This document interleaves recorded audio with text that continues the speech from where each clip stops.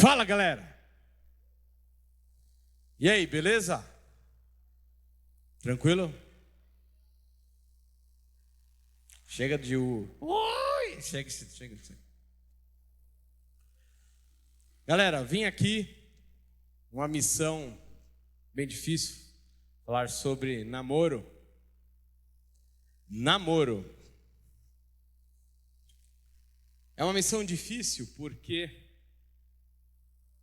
pode ser que vocês saibam, tenho mais informações hoje em dia até mesmo do que eu. De tanta informação que vocês têm nesse celular. Vocês devem já estar formigando para pegar neste momento, né? Doidinho para pegar. Pessoal, antes de começar, eu queria contar uma história para vocês. Queria falar da Ana. Você conhece a Ana? Tem uma Ana aqui? Então vou botar outro nome. Então não, vou colocar outro nome. Tem alguma Lucy? Não? Lucy? Não. Então beleza. Vamos falar da Lucy. A Lucy, tá o casamento marcado. Nossa, ela vem falar de casamento. Vem falar de namoro, falar de casamento. Pois é. Ela tá o casamento marcado. A Lucy ia se casar. Rapaz bacana, legal. E aí no casamento, ela já estava no dia do casamento, preparando para entrar no altar, aquela expectativa para aquele corredor. Ela passa o corredor, todo mundo levanta, aquela cena bonita. Ela chega lá na frente, onde está, diante do pastor, junto com o seu noivo ali. E de repente, nesse momento, né, tão solene, bonito, mágico, esperado, o pastor chega naquele momento em que os votos são dados. E antes de começar os votos, do nada, uma moça que estava sentada nos bancos sai lá da frente e se junta a eles aqui na frente e pega na mão do noivo. Situação desconfortável. De repente, mais uma vem, lá do fundo, vem andando e faz a mesma coisa, pega na mão do noivo. E foi vindo uma após outra. 2, 3, 4, 5, 6 moças pegam na mão do noivo. E a noiva ali desconcertada, querendo entender, falou assim: fulano, o que é isso? O que está acontecendo? Ele, envergonhado, então, essas são as moças que eu já tive relacionamento. Essas são as moças que eu compartilhei o meu coração. São moças que eu jurei meu amor. E naquele momento ali, desconcertado, ele falou assim: olha, ela falou assim, então você não me ama? Ela pergunta para ele, responde: claro, eu amo sim. Eu amo, isso faz parte do meu passado. Mas eu amo você, eu amo completamente. E eu estou dedicando todo o meu coração. Eu estou dedicando tudo o que sobrou do meu coração. Imagina essa cena, é obviamente difícil de acontecer, né? Na vida real. Pode ser que aconteça. Mas na vida real não vai acontecer isso. Mas isso é uma história que mostra o seguinte: que cada pessoa que alguém se relaciona, marca o coração. Deixa uma marca, deixa um pedaço. E quando ela vai embora, ela retira uma parte desse coração. E fica, às vezes, uma ferida, uma lacuna, um pedacinho faltando. Nessa ilustração, imagina a cena, a noiva aqui, o noivo do lado, e um monte de mulher segurando a mão dele ali. Representa isso, que no casamento ele teve tantos relacionamentos, se envolveu tão profundamente com outras moças, que isso acaba vindo junto no relacionamento que ele vai ter com a sua namorada, com a sua futura esposa. Aqui a gente vai trabalhar um pouco sobre namoro, e por falar em coração, eu queria que você abrisse, para a gente começar, primeiro versículo dessa tarde. Está lá no livro de Provérbios, capítulo 4. Porque a gente está falando de coração aqui. Esse rapaz entregou o coração para 6 moças antes da sua noiva. Entregou profundamente. Teve uma experiência profunda. Marcas no seu coração que ficarão para o resto da vida de 6 moças anteriores de sua noiva.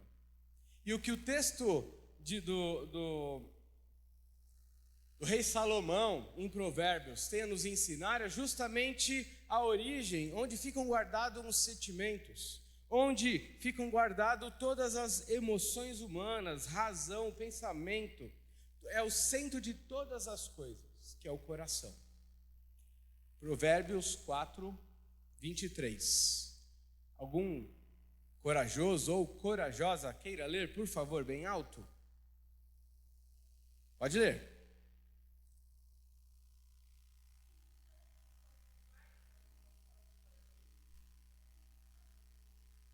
Lê mais uma vez, por favor. Você leu perfeito, é que eu gostei da leitura.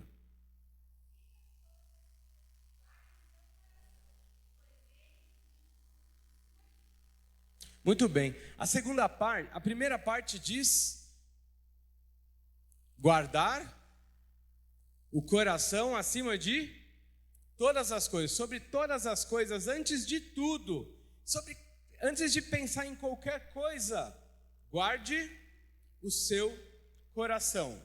E por quê? Por quê? Porque ele é a fonte de vida, porque dele procedem as fontes de vida. A origem de vida está no seu coração.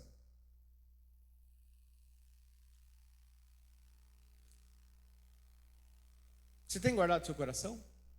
Está guardando? Está guardadinho? Está seguro?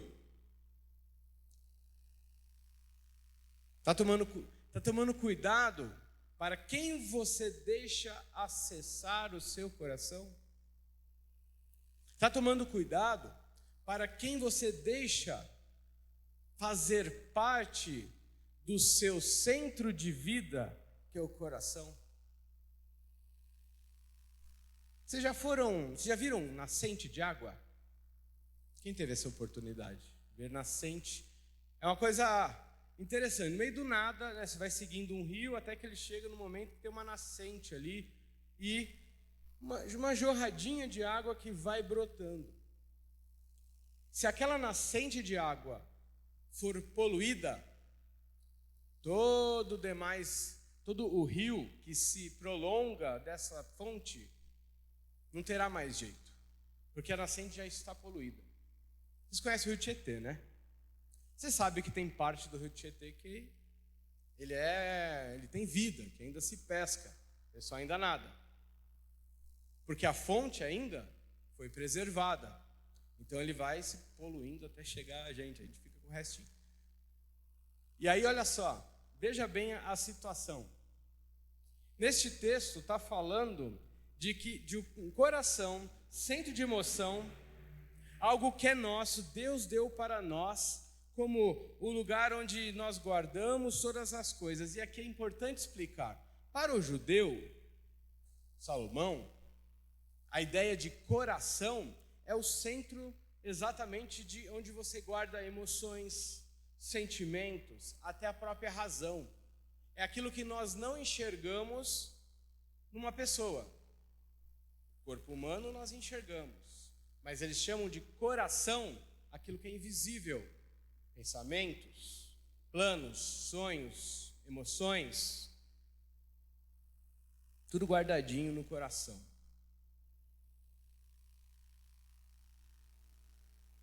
Quando a gente voluntariamente, ou sem planejar ou planejando, começa a distribuir pedaço do nosso coração, um pouquinho aqui, um pouquinho ali, rapidinho ali, só um tempinho aqui,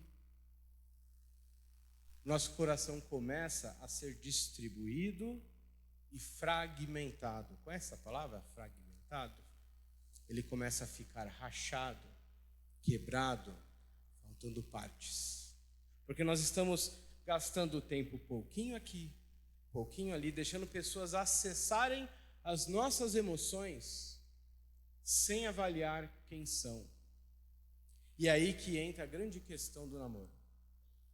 Se você for procurar na Bíblia, se um dia você for lá no seu celular, na internet, entra no Bíblia Online, até lá nas inteligência artificial e pesquisa palavra namoro na Bíblia. Obviamente, não tem, não existe. E você sabe por quê?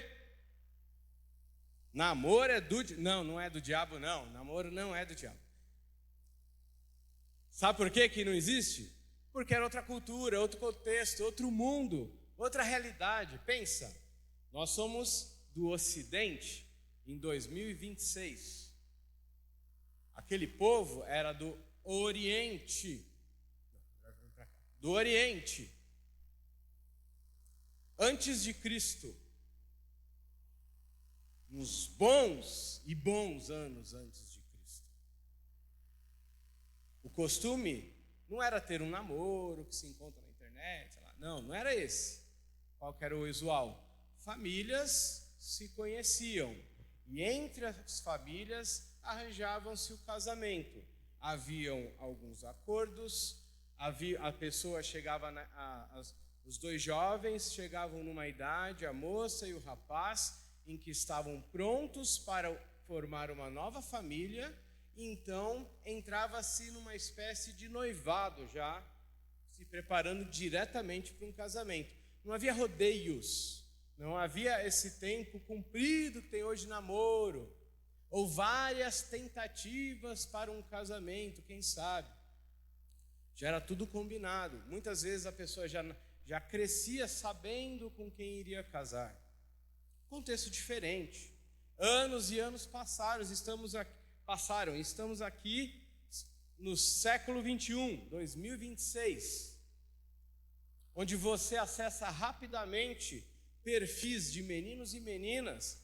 Aí você pode ficar procurando, você adiciona uma pessoa, já aparece outras pessoas ali que são sugeridas para você. O leque cresce. E nesse leque tão grande de oportunidades de pessoas para se relacionar, para se conhecer, o nosso coração tende a querer conhecer, experimentar e buscar uma pessoa perfeita, ideal, que encaixe certinho nos seus desejos particulares. E essa busca, tenho que dizer, não tem fim. Porque você não vai encontrar alguém perfeito como você quer exatamente. Como seu sonho idealiza. O príncipe que vem de cavalo. Não, você não sonha mais com isso, né? Com certeza, né? Nós idealizamos, sonhamos, pensamos, não, a menina tem que ser assim, o cara tem que ser assim. E aí a gente vai nessa luta. Agora, eu queria trabalhar justamente nesse ponto onde nós estamos falando de um conceito em que fala de um rei de milhares de anos atrás que escreve que se deve guardar o coração, porque dele procede as fontes da vida, para o século 21, 2026, em que nosso coração é o tempo todo tentado a conhecer uma pessoa nova, a se cansar muito facilmente de alguém e buscar a próxima, onde a gente vive o tal do FOMO, que é o medo de perder de algo que não está sendo vivenciado. Já ouviram falar do FOMO? Sim, alguns já ouviram. FOMO é uma sigla em inglês que significa exatamente medo de perder alguma coisa. Então você está com uma pessoa, mas você pode olhar para outra e falar: poxa, mas a pessoa ali é legal, ou aquela lá é interessante. E você, nessa busca por alternativas que é infinita. Como lidar com essa ideia de um conceito antigo lá atrás, hoje em dia? A aplicação está no fato de você exatamente aprender a guardar o seu coração. Veja, eu não estou falando de coisas físicas. Eu não estou falando de aparência. Estou falando de coisas profundas, coração. Esse coração que fala com você à noite, quando você deita no travesseiro, e te faz lembrar o seu dia, lembrar suas vitórias e suas frustrações, os sonhos que você tem para a sua vida. Sabe, aquele sonho maravilhoso que você tem, tanto de relacionamento, como às vezes de uma carreira, ou de alguma coisa que você quer para você. Esse coração, ele tem grandes aspirações, nem todas elas são boas. E como guardar o seu coração neste mundo? Abre comigo em 1 Timóteo, primeira carta de Timóteo. Isso, estou saindo lá do rei Salomão, agora estou indo para o discípulo do apóstolo Paulo, chamado Timóteo, lá no Novo Testamento. Milhares de anos aí separam um texto do outro. 1 Timóteo 5, de 1 a 2.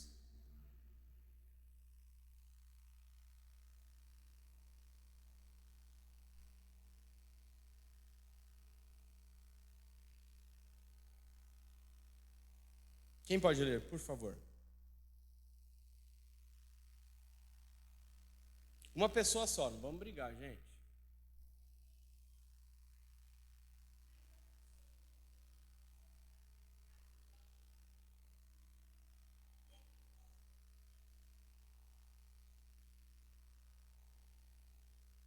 Muito bem. Olha só. Aqui é um conselho de Paulo para Timóteo. Um jovem pastor, não tão jovem assim, mas ele ainda é jovem, considerado jovem. Ele não era casado, já estava no ministério. E Paulo orienta, olha, quando você se relacionar com os mais velhos, trate dessa forma. E ele deixa bem específico, ao se relacionar com as moças, o que é para fazer? Se relacionar como? Como irmãs. Como irmãs. Isso aqui é um conselho de Paulo para Timóteo guardar o coração. Guardar o coração nas promessas do Senhor, no cuidado do Senhor, na direção do Senhor, em obediência. Mantenha-se firme ao ministério. Respeite cada faixa etária. As moças são suas irmãs. São preciosidades de Deus. Aqui eu queria abrir mais um versículo com você. Abre comigo aí. Mateus 1, 18 e 19. É um texto bem conhecido. Esse texto geralmente a gente abre no Natal. Já dei a dica.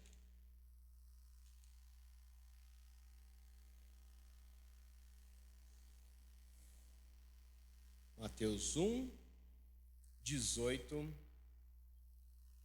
e 19. Eu vou ler aqui, tá bom? Acompanha comigo. O nascimento de Jesus foi assim. Maria, sua mãe, estava comprometida para casar com José. Mas antes de se reunirem, ela se achou grávida pelo Espírito Santo. José, com quem Maria estava para casar, sendo um homem justo e não querendo envergonhá-la em público, resolveu deixá-la sem que ninguém soubesse.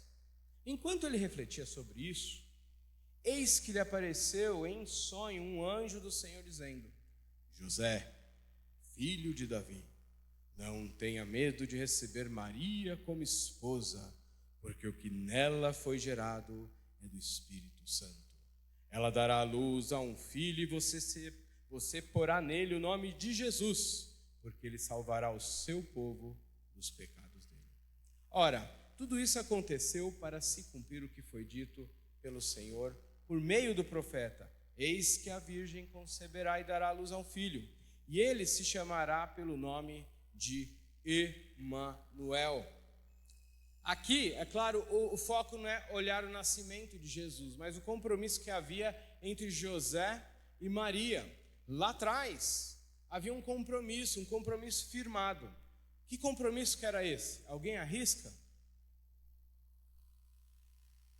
Era o matrimônio, o casamento. Esse era o compromisso. O que a Bíblia nos mostra é que um relacionamento tem compromisso. E por que os judeus agiam dessa forma? Qual é a base disso? Eu te digo, agora a gente está fazendo uma viagem no tempo. A gente foi para Salomão, foi para Paulo, Jesus, agora a gente vai voltar para o início de tudo, lá em Gênesis capítulo 2.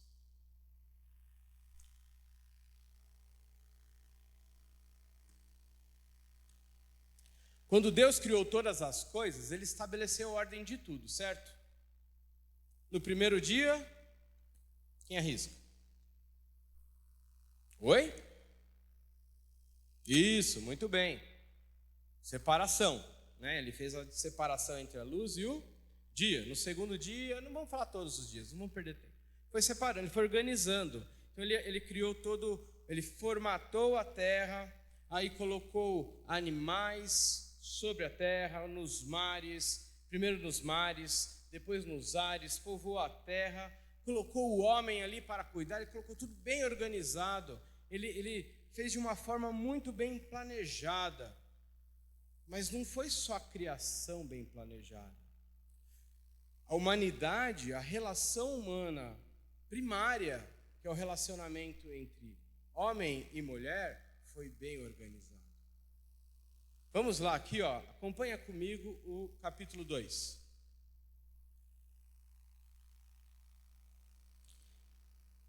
Se você olhar do capítulo 2, do versículo 4 até o 15, até o 17, você vai ver que vai descrever como o homem foi formado.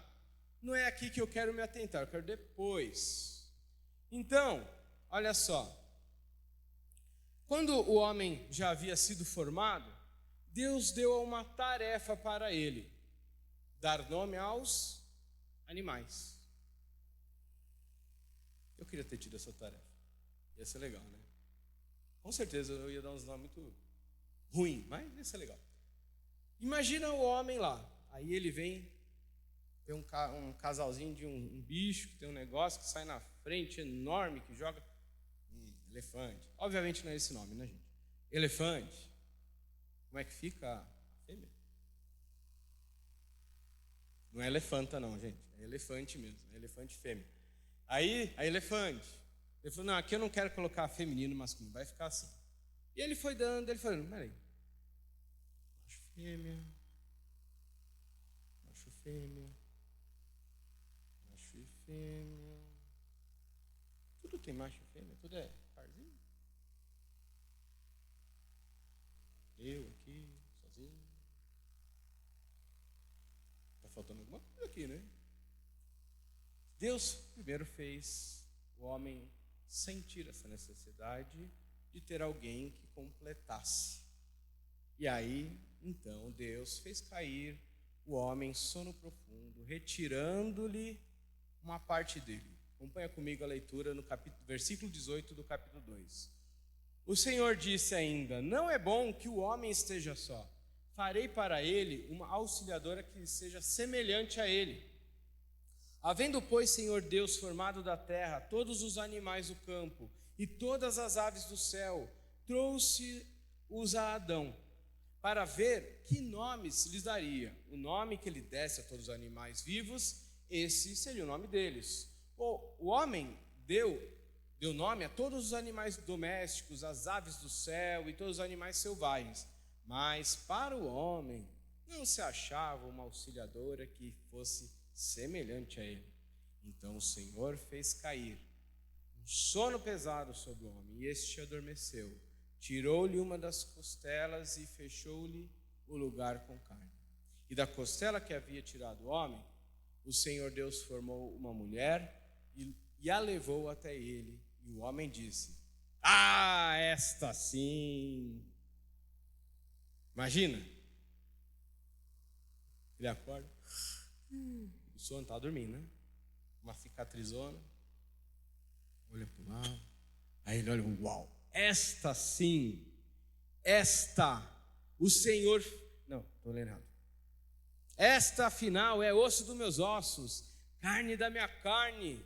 Será chamada varoa, porque do varão foi tirado. Imagina, ô varoa, né? Por isso que daí que vem o público cristão evangélico tem mais de chamar, ô varoa, varão. Dessas traduções. Mas qual que é a ideia aqui? Aqui tem um significado profundo. Quando Deus criou o relacionamento entre o homem, ele definiu um padrão. Ele definiu uma formatação. Definiu algo que é muito importante. Primeiro, olha só, ele vai dizer o seguinte, olha só, no 24, por isso, olha só, por isso, ele está explicando, por isso, o homem deixa pai e mãe e se une à sua mulher, tornando-se os dois uma só carne, um só. Ora, um e o outro, o homem e a mulher, estavam nus e não se envergonhavam. Termina assim o capítulo 2. Nós sabemos bem, se você olhar o título aí embaixo, no próximo capítulo, você sabe o que acontece. Por isso que assim termina o capítulo 2. Porque depois vem a queda. Deus criou um modelo ideal de casamento, entre que um homem encontra uma mulher e os dois se tornam um. Uma só carne. Unidos, um entregando o seu coração ao outro, de forma profunda. Esse é o ideal de Deus. É o que Deus criou. Esse é o casamento. E aqui por isso que eu explico. Por isso que um homem e uma mulher se juntam a partir da saída do homem da sua casa, tomando a sua esposa para si, e os dois agora são uma nova família. Esse é o modelo. Não fala namoro. Veja, não fala nem do noivado. Ele fala do matrimônio. E o matrimônio é uma cerimônia de casamento aqui. Porque chega o próprio Deus, apresenta a noiva de Adão. E Adão fala, uau, é ela. E os dois ali juntos formam um novo lar, um novo compromisso. Aqui é uma cerimônia. O próprio Deus realizando o primeiro casamento.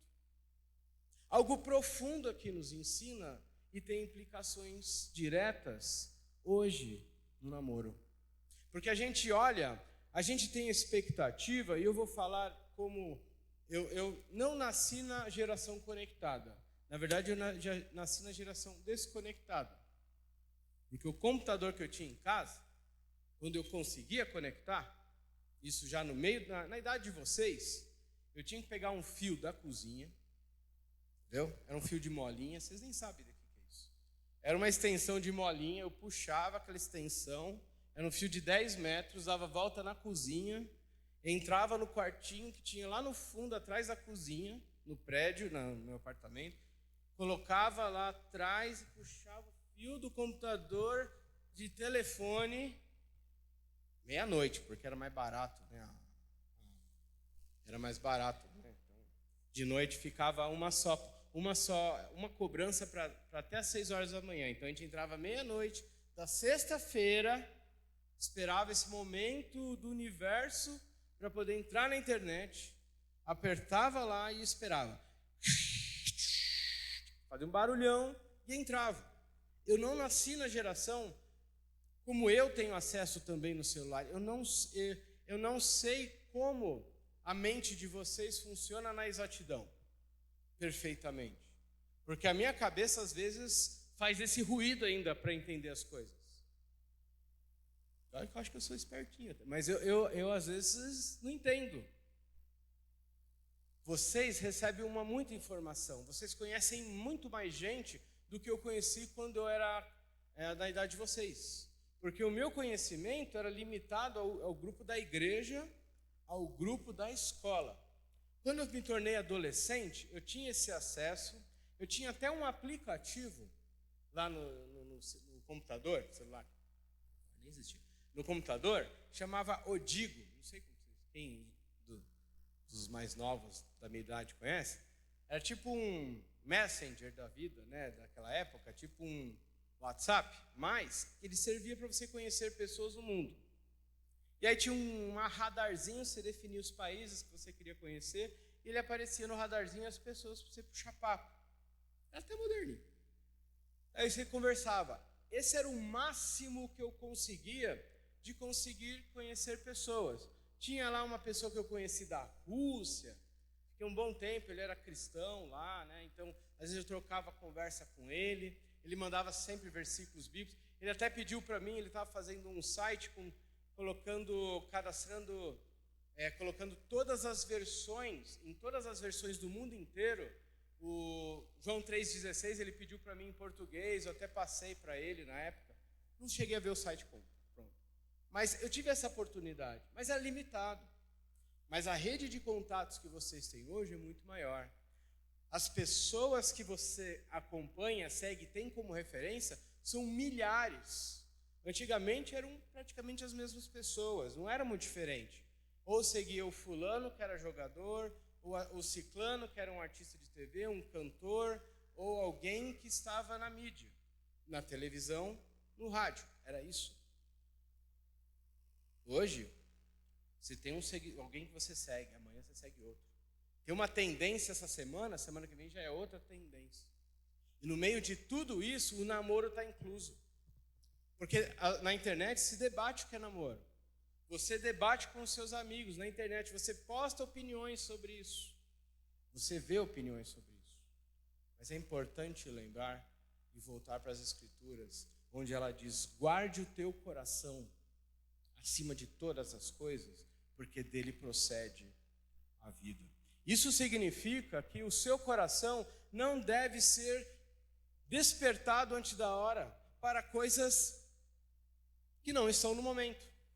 Não deve ser despertado antes do momento a dar o coração se o seu coração não está preparado para um relacionamento sério como o casamento.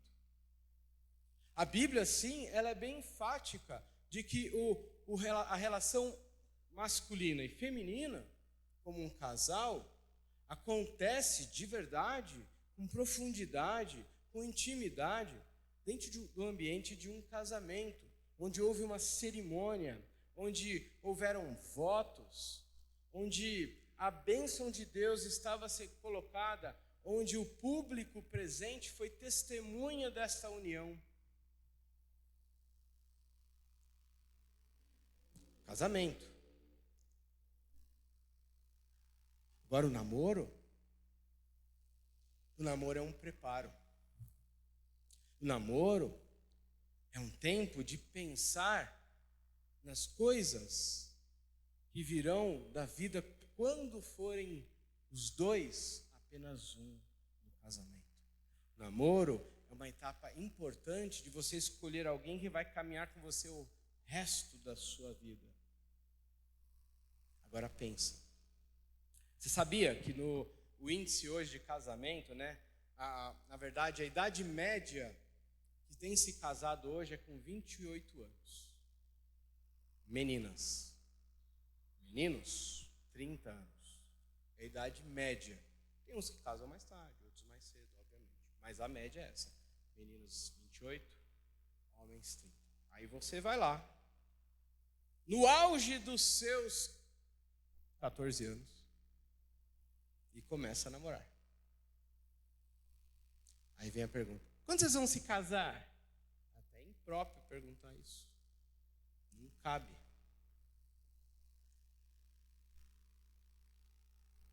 Porque o namoro, nesta realidade que vivemos, é um tempo de curtir. Não é isso que as Escrituras ensinam sobre o relacionamento entre homem e mulher. Tem curtição, tem alegria, tem tempo junto de... Tem. Mas isso é uma parte. Antes disso vem um compromisso. vem a parceria. Bem-estar na doença e na saúde. Bem-estar quando você acorda querendo se relacionar com aquela pessoa do seu lado ou não. Você tem que cuidar, amar e dedicar. Mesmo que seu coraçãozinho peludo não queira.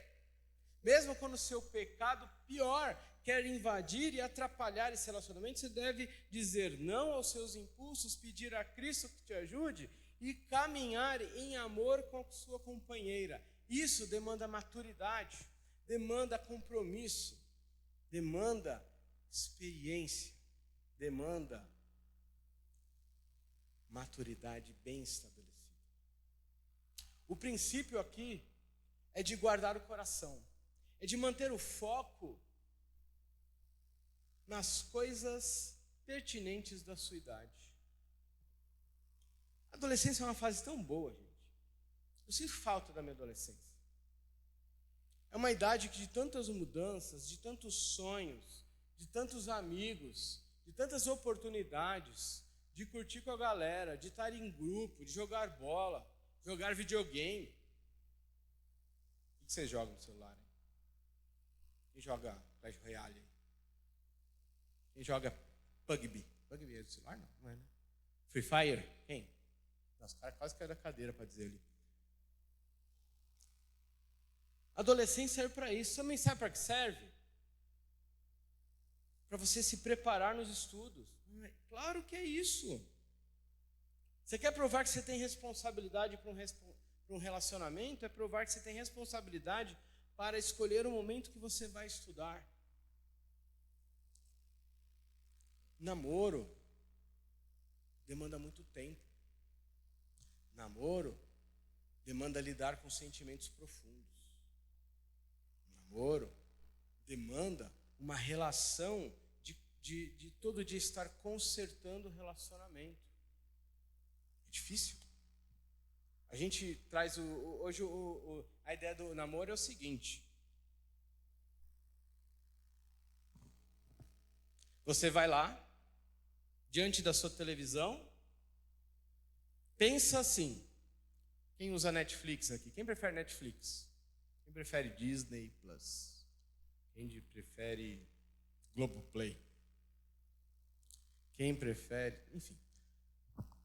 Você vai diante lá do seu streaming favorito e abre. O que eu vou ver hoje? Não tem nada. E muda, e fica lá procurando. Aí você começa a ver uma série. Nossa, fala que é da hora. Nossa, que droga. Aí começa a olhar o celular. Troca. Aí vai procurar outra. Falaram que ia ser boa também. Começa a ver, não aguenta um pouquinho, já troca. Ou então, se tiver o 2x, melhor ainda, né? Pronto, já acabou a série. Você assistiu? Assisti, o que você achou? Achei muito bom. Mas não assistiu, porque você só queria adiantar para saber o roteiro e ver o fim. E a vida nossa está sendo resumida a streaming, a plataforma de streaming. Porque quando nós cansamos, nós damos stop ou voltamos para o menu principal e vamos procurar outra opção. E é dessa forma que a cultura em que vivemos enxerga o relacionamento. Se não me agradou, se não me alimentou, o meu ego. Veja bem, não estou falando de fazer bem, porque fazer bem, o relacionamento tem que fazer bem sim. Mas se não alimentou o meu ego, não satisfez os meus maiores desejos particulares, se começou a me incomodar um pouquinho a pessoa em alguma coisa, volta para o menu principal, vamos escolher outra pessoa. Cansei. Quero outro. Ou quero outro. Quando o relacionamento está indo bem, já tem um bom compromisso, está ficando legal, mas fala assim, nossa, ele vem com esse papo de novo, futebol. Ou então,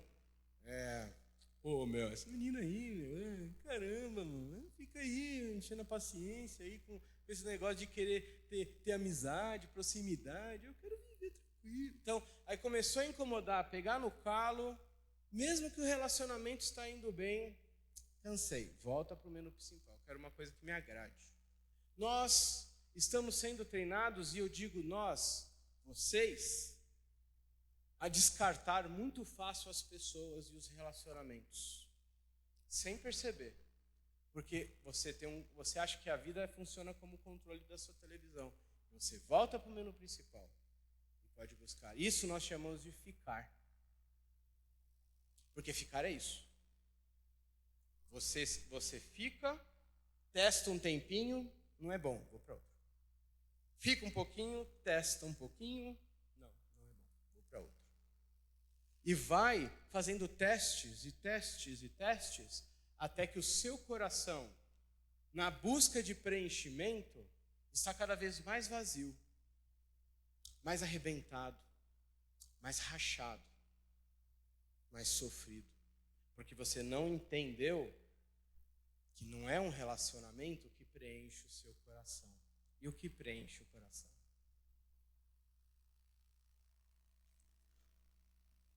Aquele que deu a vida. É aquele que criou o seu coração. É aquele que traz vida ao seu coração. Jesus disse: eu sou o caminho, a verdade e a vida. Ninguém vem ao Pai senão por mim. Jesus, ele se coloca como a solução que traz vida, como a única verdade, o caminho de satisfação e que leva a Deus. Nós queremos buscar satisfação em namoro, em relacionamentos, em ficadas, em prazeres dessa vida, beijinho aqui, beijinho ali, mas isso não preenche, não dá alegria, porque nós facilmente cansamos e já vamos para outro lugar. O que preenche, o que dá alegria e satisfação é somente Deus em Cristo Jesus. Use a sua adolescência, use a sua juventude para amar e se aproximar de Cristo. Não se preocupe, a pessoa que você vai casar Deus já sabe de cor, e salteado. Não se preocupe, não tenha desespero, não caia nesse sentimento de achar vou ficar sozinho ou sozinha. Não ache esse sentimento de achar que você pode colecionar um troféu de meninos ou meninas para mostrar o quão bom você é. Esse mundo valoriza essas coisas, mas nosso Deus valoriza nosso coração entregue nas mãos dele, porque ele cuida bem. Quando o rei Salomão ensina ao jovem, ao seu filho, a guardar o coração, ele está ensinando a colocar onde ele pertence, que é nas mãos do Senhor. Não é penoso obedecer ao Senhor, não é difícil, não é chato. É muito bom, é protetor. E quando um pai ou uma mãe fala não, não é braveza, não é maldade, é cuidado. Como saber se um relacionamento que você está vivendo hoje ou deseja viver não agrada a Deus? Primeiro, está no momento certo? Era para eu estar neste momento engajado nisso, interessado nisso? É a pessoa certa? Será que essa pessoa vai me aproximar ou vai me distanciar do Senhor?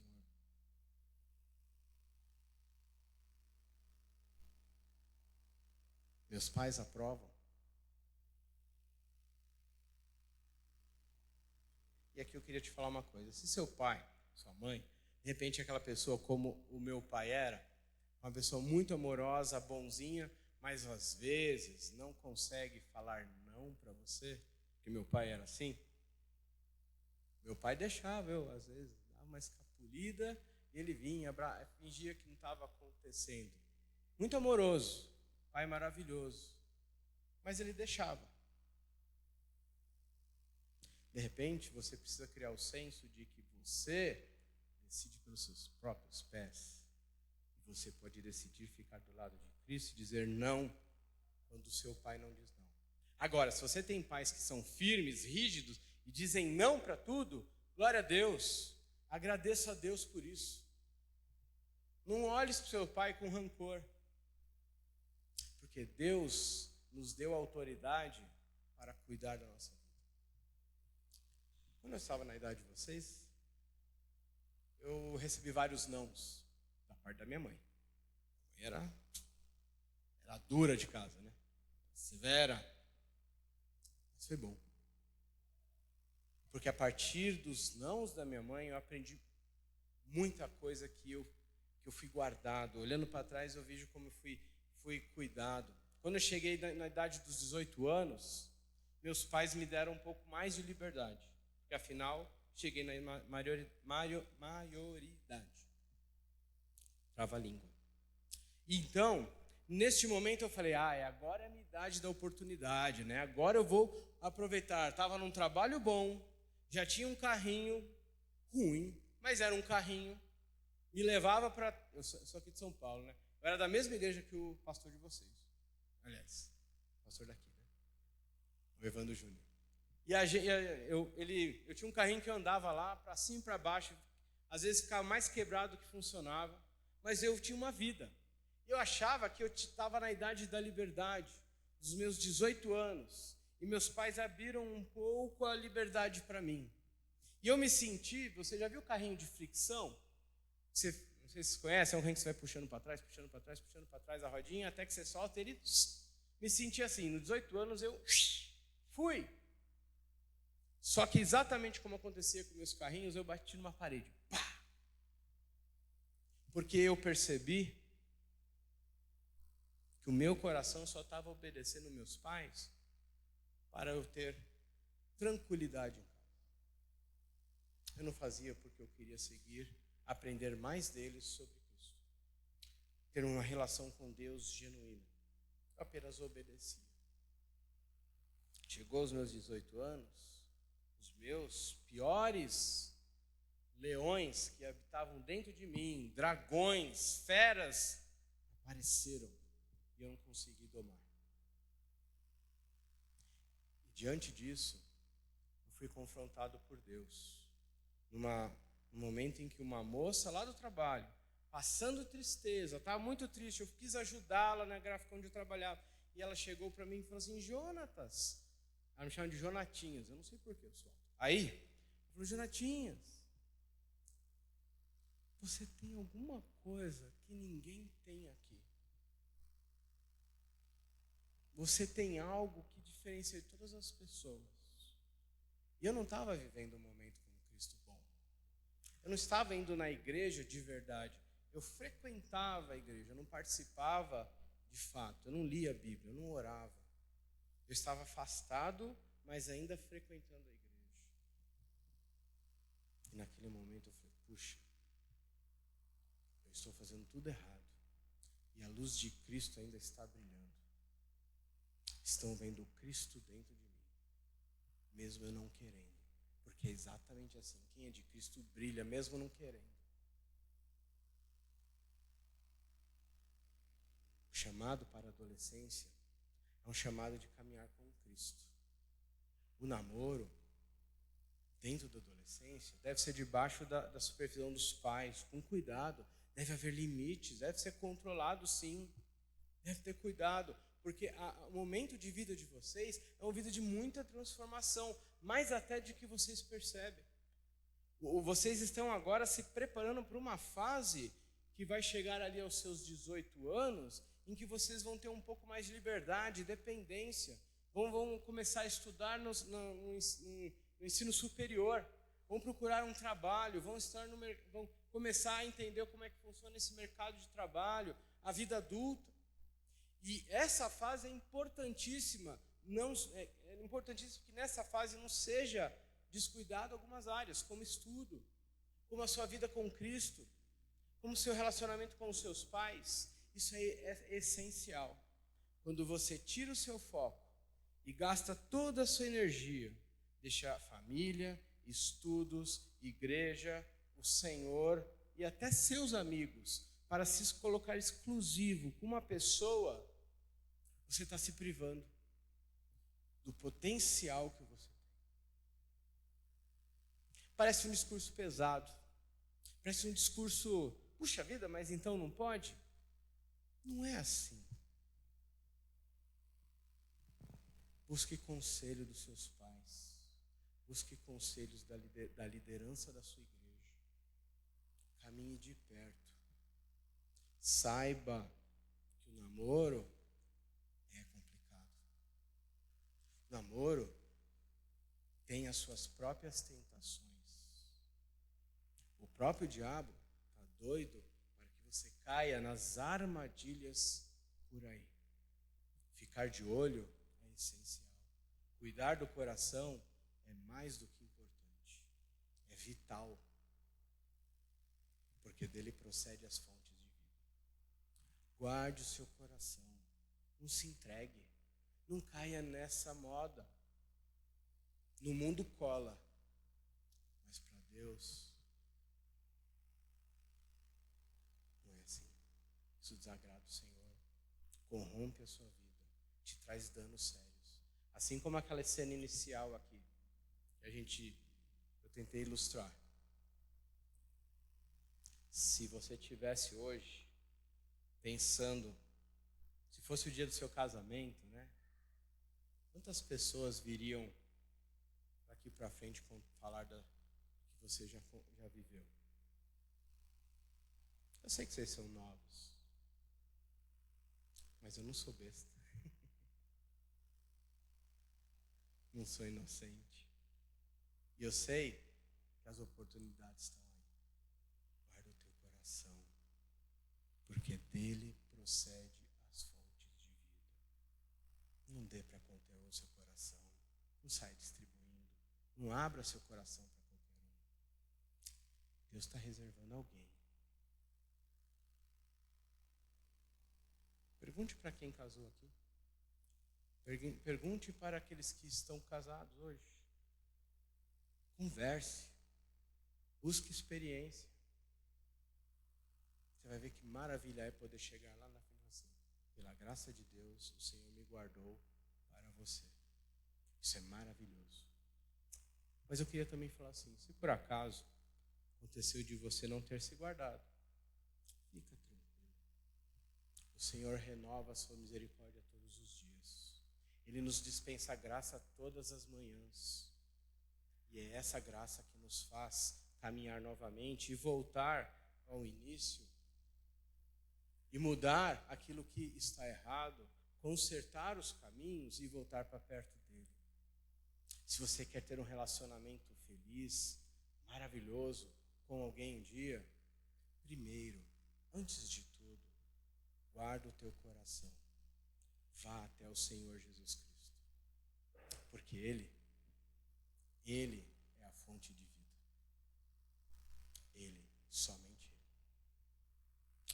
O Senhor te dá alegria, te dá motivo para viver, te anima no dia ruim, te dá força para combater o mal, te dá força para resistir às tentações na sua escola, no seu bairro, onde você estiver. É o Senhor Jesus. Você, sozinho, vai não, dá certo. Com o Senhor, o coração está guardado. Nas mãos do Senhor Jesus, está guardado. Conte com a equipe da liderança da sua igreja.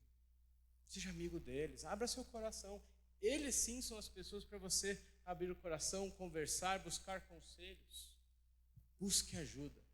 Antes que seja tarde. Deus abençoe vocês. Amém?